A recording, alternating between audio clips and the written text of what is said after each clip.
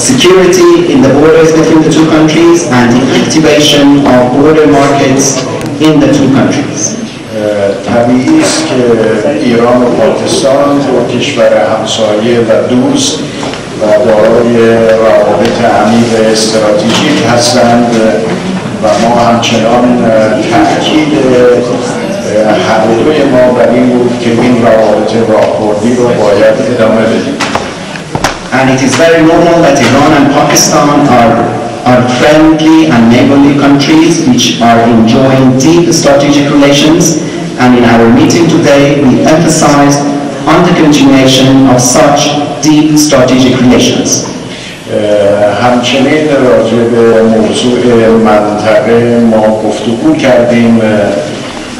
منطقه خاورمیانه و به ویژه منطقه خلیج فارس و دریای عمان منطقه بسیار حساسی برای جهان و برای منطقه ما هست و ما راجع به استقرار ثبات بیشتر و صلح در این منطقه با هم بحث و گفتگو کردیم.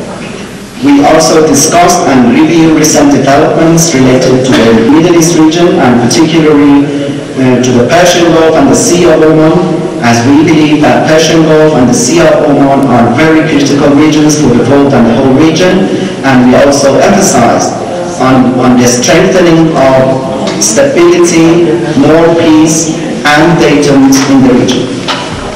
ما با آقای نخست وزیر نگرانی‌مون رو نسبت به حوادثی که نسبت به نفتکش‌ها رخ میده، به ویژه نسبت به نفتکش ایرانی در دریای سرخ در روز جمعه بیان کردیم. And also I conveyed our worries and concerns with regards to the developments of the oil tankers, and particularly the Iranian oil tanker which was attacked in the Red Sea on Friday.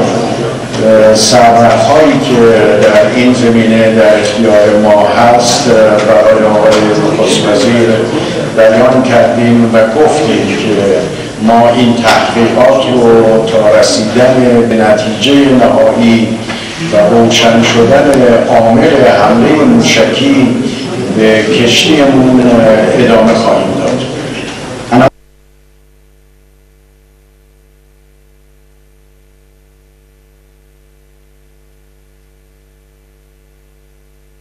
Continue our investigation until we find the culprit behind these missile attacks to our oil tanker.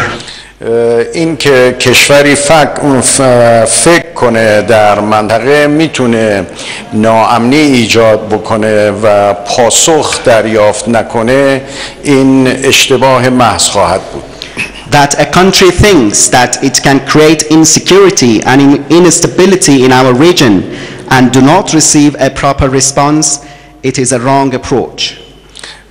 آقای نخست وزیر راجع به امنیت منطقه حساس خلیج فارس نکاتی داشتند که ما هم اون رو تایید میکنیم.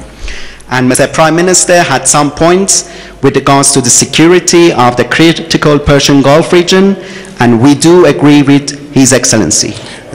آقای نخست وزیر بر این نکته تاکید داشتند که کلید حل و فصل مسئله پایان یافتن جنگ یمن، آتشبس فوری و کمک به مردم یمن هست که این میتونه آغاز بسیار خوبی باشه. And Mr. Prime Minister also emphasized that the key to the settlement of the issues in the region is to terminate the war on Yemen, to declare an immediate ceasefire, and also to deliver humanitarian assistance to the people of Yemen.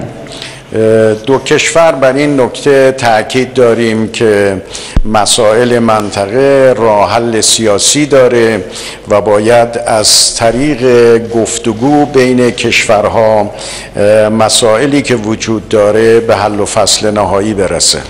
And this could be the beginning of more developments in the region, and our two countries emphasized that the regional issues could be only resolved through political means and through dialogue. خطراتی که رژیم صهیونیستی برای امنیت منطقه داره ما برای مقامات پاکستانی توضیح دادیم. And we also explained the dangers imposed by the Zionist regime on the security of the region to Pakistani officials. همچنین به آقای نخست وزیر ما تاکید کردیم که هر گونه حسن نیت و کلام طیب پاسخش هم پاسخ طیب و شایسته خواهد بود. We also emphasized to His Excellency Mr. Prime Minister that any goodwill gesture and good words will be responded by goodwill gesture and good words. همچنین راجع به مسئله تحریم‌های ظالمانه آمریکا علیه ملت ایران بحث کردیم و اینکه این تحریم‌ها یک تروریسم اقتصادی است. And we also discussed the oppressive sanctions of the United States against the Iranian nation, and we emphasized that such sanctions constitute economic terrorism. این که چگونه از نوع برجام میتونه برگرده به روال سابقش و این توافق مهم عملیاتی و اجرایی بشه به طور کامل با هم بحث کردیم. We also discussed how the JCPOA or the nuclear deal could be returned to its previous path and how it could be fully implemented. همچنین در این زمینه اینکه آمریکا برای حل مسئله باید برگرده به برجام و تحریم ها رو کنار بگذاره به عنوان یک نکته اساسی و کلیدی مورد تاکید ما بود. And also we emphasized as a key point that the United States should return to the JCPOA and lift the sanctions. من از آقای نخست وزیر به خاطر سفرشون به ایران تشکر میکنم و مباحثی که امروز ما با هم گفتگو کردیم مباحث بسیار مهمی رو برای منطقه و روابط جهانی میدونم. And also once again I would like to appreciate Mr. Prime Minister for visiting my country. And in our meeting we discussed a variety of issues which we consider as very significant for our region and the whole globe. ما با آقای نخست وزیر گفتیم که حسن نیتی که ایشون برای مسائل منطقه دارند ما با چهره گشاده با این تلاش ایشون همیشه مواجه خواهیم بود و ایشون رو یاری میکنیم برای اینکه صلح و ثبات کامل به منطقه حساس ما برگرده. And I told Mr. Prime Minister that we openly welcome any goodwill gesture by Pakistan for providing more peace and stability for the whole region, and we are ready to assist Pakistan for providing full peace and stability for the whole region.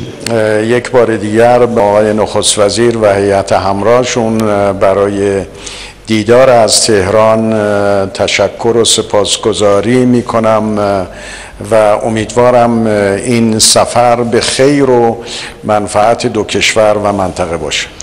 And once again, I would like to appreciate the Honorable Prime Minister and his accompanying delegates for coming to visit us in Iran, and I hope that this visit could have proper benefits and outcomes for the two countries, the whole region, and the world. Thank you, Mr. President. Bismillah ar-Rahman ar-Rahim. Can I first say that this is my third meeting with you, Mr. President. First was one in April, then I met you in New York, for a brief while in Bishkek, and now this meeting. We discussed bilateral relationship, trade, how we can help each other. We have very strong old ties between Iran and Pakistan. Pakistan still remembers how Iran stood with us in 1965 when Pakistan was facing hostilities.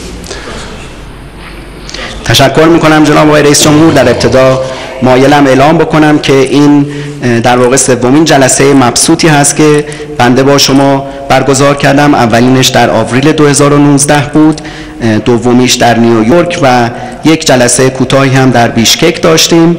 ما امروز در صحبت‌های خوب در خصوص مناسبات دو جانبه، تجارت دو جانبه و همچنین کمک به یکدیگر صحبت کردیم، چرا که ایران و پاکستان روابط دیرینه و عمیقی رو دارند و پاکستان هنوز کمک‌هایی رو که ایران در سال 1965 در قبال پاکستان کرد و در اون جنگ به پاکستان کمک کرد رو از یاد نبردیم. Mr. President, I especially want to thank Iran, the government of Iran, for supporting the people of Kashmir. As we all know, 8 million Kashmiris have been put under curfew for over 2 months, and I really want to thank Iran the way it spoke out for this big humanitarian disaster that is unfolding in India. So I want to thank you. و به ویژه جناب آقای رئیس جمهور تمایل دارم که تشکر بکنم از دولت ایران به خاطر حمایت‌هایی که از مردم کشمیر نشون داده، چرا که 8 میلیون کشمیری طی 2 ماه گذشته در محاصره قرار داشتند و این جانب تشکر میکنم از موضعی که ایران در خصوص این فاجعه انسانی در هند اتخاذ کرده. Mr. President, the main reason I came over with my delegation was that we do not want a conflict in this region. Pakistan suffered 70,000 casualties in the last 15 years in the war on terror. Afghanistan is still suffering, people of Afghanistan, Syria, terrible devastation taking place there. So we do not want another conflict in this part of the world. جناب آقای رئیس، دلیل اصلی سفر من و هیئت همراه به کشور شما بود که ما نمیخواهیم که درگیری جدیدی در این منطقه بروز پیدا بکنه، چرا که پاکستان طی 15 سال گذشته از این درگیری رنج برده و 70,000 تلفات رو ما در جنگ علیه تروریسم دادیم و همچنین مردم افغانستان و مردم سوریه هنوز از تبعات تروریسم رنج میبرند. بنابراین ما نمیخواهیم که شاهد یک درگیری دیگری در منطقه باشیم. Mr. President, we have Iran as our neighbor. Ties with Iran go a long way back.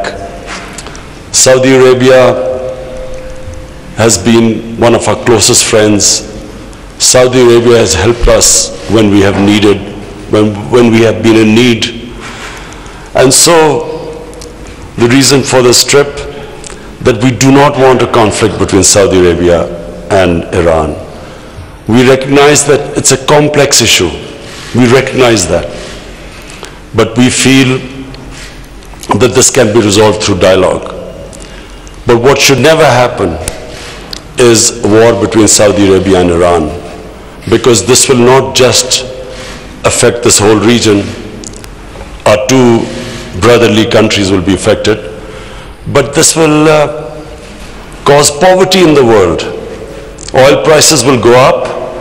Countries which should be spending money on their human beings will end up spending money on buying expensive oil. So it will create poverty. So not just from Pakistan point of view, from all developing countries' point of view, that whatever it takes, we must never allow this conflict to take place, because we know, Mr. President, there is a vested interest that wants this conflict to take place. جناب آقای رئیس جمهور، ایران همسایه ما بوده و در مواقع سخت از ما حمایت کرده. عربستان هم یکی از دوستان نزدیک ماست که در زمان نیاز ما به ما کمک کرد. بنابراین دلیل این سفر ما این هست که ما نمیخوایم هیچ گونه درگیری بین ایران و عربستان اتفاق بیفته. این یک موضوع پیچیده هست، اما احساس میکنیم که این موضوع پیچیده رو میتوان از طریق دیالوگ و مذاکره حل کرد. ما معتقد هستیم که هیچ جنگی نباید اتفاق بیفته بین این دو کشور، چرا که نه تنها بر بین این دو کشور برادر اختلاف به وجود میاد، بلکه تأثیر میگذاره بر کل منطقه و باعث گسترش فقر میشه، چرا که قیمت نفت بسیار افزایش پیدا میکنه و کشورهایی که میبایست پولهای خود رو در خصوص توسعه انسانی هزینه بکنند برای خرید نفت گران هزینه خواهند کرد و بنابراین از نقطه نظر پاکستان و همه کشورهای در حال توسعه هیچ گونه جنگی بین ایران و عربستان نباید اتفاق بیفته، چرا که معتقدیم این به نفع کشورهای ثالث خواهد بود. This trip and inshallah the trip when I go to Saudi Arabia on Tuesday, I want to stress is purely a Pakistan initiative. It's an initiative taken by us. We haven't been asked by anyone to do this. It is our initiative, and I repeat, because it is imperative that we do not allow a conflict to take place, because, and I again repeat, there's a vested interest that wants this to happen. And so I've been very encouraged talking to you, Mr. President. I feel encouraged, and I go in a very positive frame of mind to Saudi Arabia, and we will act, I repeat, as a facilitator, not a mediator, a facilitator. We would like to facilitate talks, as you mentioned during our conversation. In the past, Pakistan has hosted Saudi Arabia and Iran in Islamabad in the past to iron out your differences, and so we are again willing to do the same thing. We again want to facilitate our two brotherly countries to iron out your differences, and I repeat again, it's complicated, it's complex, but I feel it's possible to resolve these differences. این سفر و انشالله سفری که من روز سه‌شنبه به عربستان خواهم داشت سفر مفیدی خواهد بود و در این سفر هم من تاکید خواهم کرد بر ابتکار پاکستان. تاکید میکنم که این ابتکار پاکستان هست، هیچ کس و هیچ طرفی از ما نخواسته و این ابتکار خود ما هست، چرا که همونطوری گفتم هر گونه درگیری بین ایران و عربستان تبعات منفی رو برای منطقه داره و همچنین باعث منفعت طلبی کشورهای ثالث میشه. من امروز آقای رئیس جمهور مذاکرات خیلی خوبی رو با جناب عالی داشتم و با ذهنیت مثبتی روز سه‌شنبه به عربستان سفر خواهم کرد و بار دیگه تاکید میکنم که من به عنوان یک تسهیل کننده و نه یک میانجی بین ایران و عربستان عمل خواهم کرد. نیز پاکستان میزبان مقامات عالی ایران و عربستان در اسلام آباد بوده و ما مایل هستیم که به این نقش تسهیلگری خودمون بین دو کشور برادر ادامه بدیم جهت حل اختلافات و بار دیگه تکرار میکنم که این موضوع ممکنه موضوع پیچیده‌ای باشه، اما پاکستان اعتقاد داره که از طریق گفتگو قابل حل هست. And finally, Mr. President, when we were in New York, President Trump spoke to me and he wanted to facilitate some sort of a dialogue between Iran and the United States. We discussed things in details. I know again there are difficulties involved, but again we will whatever we can do to facilitate this dialogue so that the sanctions are lifted and a nuclear deal is signed between the two countries. Again, whatever we can do, we will happy to facilitate, but we discussed in details the issues involved, and we recognize that Iran has certain issues about it. So this is an ongoing process, and if we can help, we will be willing to facilitate in the future. و در نهایت هم بعد از سفر نیویورک و در سفر نیویورک من با آقای ترامپ صحبت کردم و ایشون از من درخواست کرد که تسهیل کننده دیالوگی بین ایران و ایالات متحده باشم که ما امروز جزئیاتی رو در این خصوص مورد بحث قرار دادیم. باز هم ما میدونیم که سختی هایی در این حوزه وجود داره، اما از هیچ تلاشی دریغ نمی کنیم که تحریم ها علیه ایران لغو بشه و برجام دوباره توسط تمامی اعضای اون امضا بشه. ما در جلسه امروز جزئیات رو مورد مرور قرار دادیم. ایران موضوعات و ملاحظاتی رو داره و ما علاقمند هستیم که به این نقش خودمون به عنوان تسهیل کننده ادامه بدیم. And thank you very much, Mr. President, and I look forward to meeting His Eminence Ayatollah Khamenei. تشکر میکنم جناب آقای رئیس جمهور و ما منتظر دیدار حضرت آقای آیت الله خامنه ای هستیم.